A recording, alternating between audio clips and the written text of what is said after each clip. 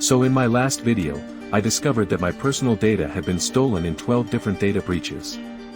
My passwords, email addresses, phone numbers, physical addresses, all of it just sitting out there somewhere on the internet. But here's the question that kept me up at night: where exactly is my data now? Who has it? And more importantly, how much is it worth? So I decided to find out. I'm going to try to buy my own stolen data on the dark web. And what I discovered is way worse than I expected. Let's get into it. Before we dive in, I need to be very clear about something. What I'm about to show you is for educational purposes only. Accessing the dark web isn't illegal, but buying stolen data absolutely is, even if it's your own. I'm documenting this to show you the reality of what happens after a data breach, not to encourage anyone to do this themselves. Also, I took extensive precautions to protect my identity and security during this process, and I'm going to blur or obscure sensitive information throughout this video. Alright, disclaimer done. Let's talk about what the dark web actually is. Most people think the dark web is this mysterious, scary place where only criminals hang out. And while that's partially true, it's really just a part of the internet that requires special software to access. Think of the internet in 3 layers. There's the surface web, which is everything you can find on Google. Websites, social media, online stores, all the normal stuff. Then there's the deep web, which is just content that isn't indexed by search engines. Your email inbox, your online banking, password-protected pages. Nothing sinister, just private. And then there's the dark web, which is a small portion of the deep web that's intentionally hidden and requires specific software to access. The most common way to access it is through Tor, which is a browser that anonymizes your internet traffic by routing it through multiple servers around the world. Now, the dark web does have legitimate uses. Journalists use it to communicate with sources in oppressive countries. Whistleblowers use it to share information safely. Privacy advocates use it to avoid surveillance. But it's also where cybercriminals operate, and that includes marketplaces where stolen data gets bought and sold. So that's where I needed to go to find my information. Setting this up was more complicated than I expected. First, I downloaded the Tor browser, which is actually legal and free. I set up a virtual machine on my computer, which is basically a computer within a computer that keeps everything isolated. I used a VPN to add another layer of anonymity, even though Tor already provides that.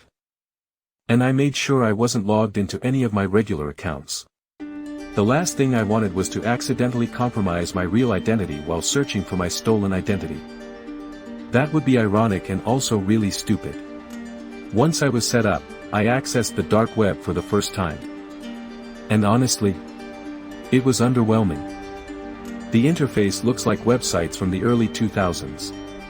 Everything loads slowly because of all the encryption and routing. And finding anything specific is actually pretty difficult because there's no Google for the dark web. You need to know specific URLs, which all end in .onion instead of .com, or you need to use dark web search engines and directories, which are often outdated or full of dead links. I started by looking for dark web marketplaces that specialize in stolen data. These operate kind of like eBay or Amazon, but for illegal goods. They have product listings, seller ratings, customer reviews, the whole thing. It's disturbingly professional. I found several active marketplaces, and I'm not going to name them specifically because I don't want to give them free advertising, but they had names like you'd expect. Things meant to sound edgy or anonymous or vaguely threatening. Browsing these marketplaces was surreal. There were categories for everything. Stolen credit card numbers, usually sold in bulk for a few dollars each. Full identity packages with social security numbers, dates of birth, and more, going for anywhere from $20 to $200 depending on the quality of the information. Compromised email and password combinations, sold by the thousands. Bank account logins. Medical records. Even things like hacked social media accounts and streaming service credentials. The scale of it all was overwhelming. We're talking millions of records available at any given time. Now, here's where it got personal. I started searching for my own information. Most marketplaces have search functions where you can filter by country, type of data, or even specific breaches. I searched for data from the breaches I knew I was in. LinkedIn 2021. Dropbox 2012. Some of the others that showed up on Have I Been Pawned? And I started finding results. The first listing I found was a database dump from one of the breaches that included my email address. It was being sold as part of a package deal. Not just my data, but hundreds of thousands of other people's data altogether. The seller was asking for about $50 worth of cryptocurrency for the entire database. $50 for hundreds of thousands of people's personal information. That's how little our data is worth in bulk. When I looked at the listing details, it showed exactly what was included: email addresses, hashed passwords, usernames, and in some cases, IP addresses and security questions. My information was in there, being advertised like a commodity. But it got worse. I found another listing that was more targeted. This one was selling what they called enhanced identity packages. These weren't just email and password combinations. These were more complete profiles that had been aggregated from multiple breaches and data sources. The seller claimed to have full names, dates of birth, phone numbers, physical addresses, and even some financial information. They were selling these individually for anywhere from $30 to $150 each, depending on how much information was included and how recent it was. I wanted to see if my complete profile was available, so I used the marketplace's search function to look for my name and email address together. And there it was. Someone was selling what they described as a comprehensive identity profile that matched my information. The listing didn't show all the details publicly, you'd have to purchase it to see everything, but the preview showed my email, my name, and the first few digits of what appeared to be an old phone number I used to have. The price? $75 in Bitcoin. Let me just sit with that for a second. Someone, somewhere, had compiled my personal information from various breaches and leaks, packaged it up, and was actively trying to sell it for $75. That's less than a nice dinner. That's what my digital identity is worth on the criminal market. And the really disturbing part? The listing had been viewed over 200 times and had 3 reviews from previous buyers, all positive, all saying the information was accurate and useful. Useful for what, exactly? Identity theft. Account takeovers. Fraud. That's what people buy this stuff for. I also noticed something interesting about how these marketplaces work. They operate on reputation systems, just like legitimate e-commerce sites. Sellers have ratings and reviews. Buyers leave feedback. There are dispute resolution processes. Some marketplaces even offer escrow services, where the money is held until the buyer confirms they received what they paid for. It's a fully functional economy, just an illegal one. The level of organization and professionalism in these criminal enterprises is honestly impressive in a really disturbing way.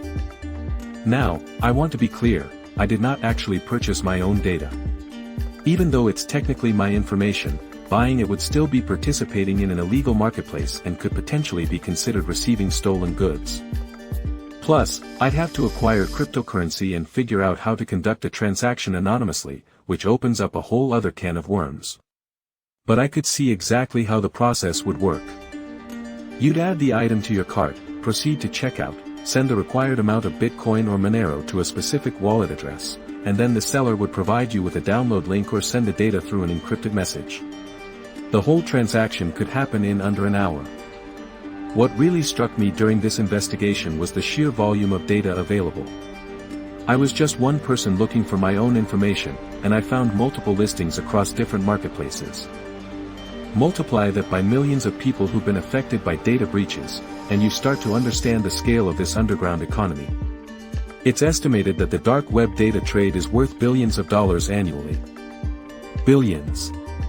And it's growing because data breaches keep happening and companies keep failing to adequately protect customer information. I also found some listings that were even more specific and targeted. There were sellers offering custom doxing services, where they'd research a specific person and compile all available information about them for a fee.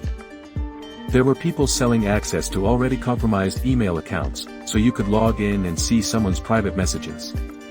There were databases of email and password combinations specifically tested to confirm they still work, sold at a premium because they're verified active credentials.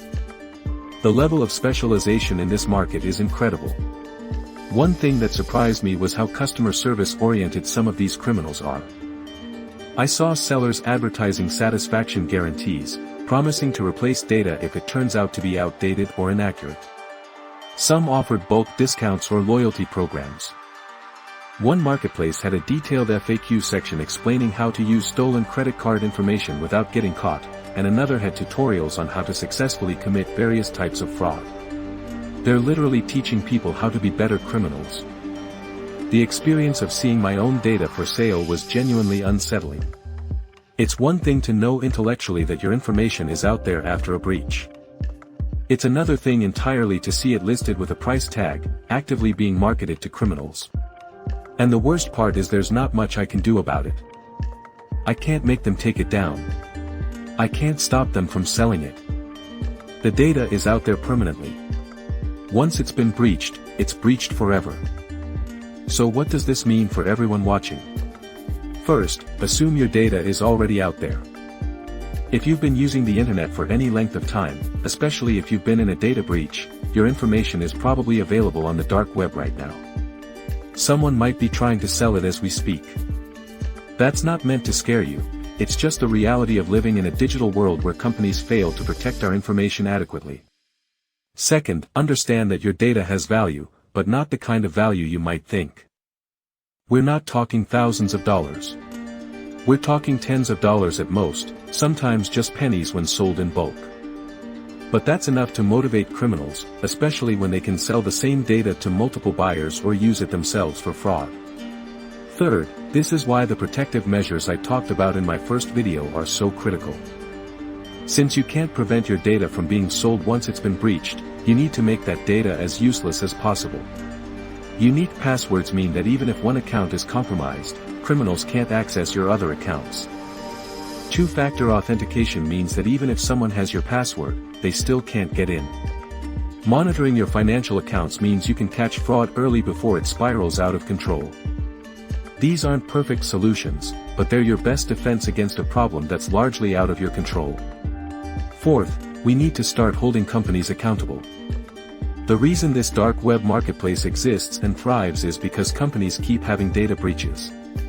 They store too much information, they don't encrypt it properly, they don't implement adequate security measures, and when they do get breached, they often delay telling customers or downplay the severity.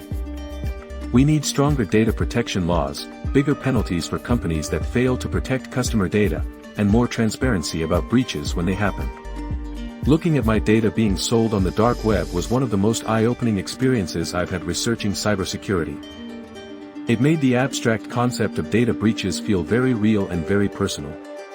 And it reinforced something I already suspected: we're all vulnerable, our information is valuable to criminals, and the systems meant to protect us are failing. So here's what I want you to take away from this. Your data is probably out there. You can't stop it from being sold. But you can make it harder for criminals to actually use it against you. Go back and watch my first video if you haven't already and implement those security measures. Change your passwords. Enable two-factor authentication.